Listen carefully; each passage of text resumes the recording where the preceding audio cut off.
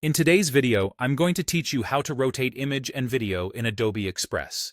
By the end, you'll know exactly how to turn any photo or clip to the perfect angle, whether you're correcting a sideways shot or creating a stylized layout.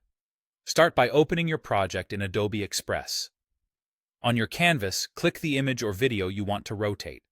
You'll know it's selected when a bounding box appears around it. This is important because the rotation tools only show up for the active element, so make sure you're clicking directly on the item you plan to adjust. Once selected, look for the curved arrow handle at one of the corners. That's your rotation handle. Click and drag it to rotate freely. You can turn clockwise or counterclockwise and watch the element move in real time. Take a moment to rotate slowly so you can stop precisely where it feels right. If you're working with a video, the rotation will affect the entire clip on the canvas, so keep an eye on the framing as you turn it. If you want an exact angle, head to the right-hand panel and find the rotation option. Here, you can enter a specific degree value, like 90, 90, or 180, or adjust the control to dial in a more subtle tilt, such as 12 or 8 degrees. This method is perfect when you're matching multiple elements or correcting a slightly crooked horizon.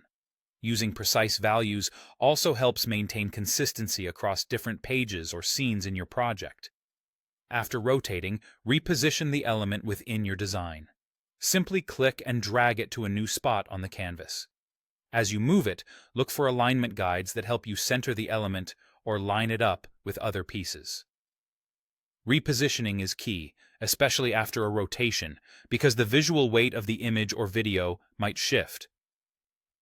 Make sure important content isn't cut off and that there's enough breathing room around the edges. When you're happy with the angle and placement, preview your project to confirm everything looks correct.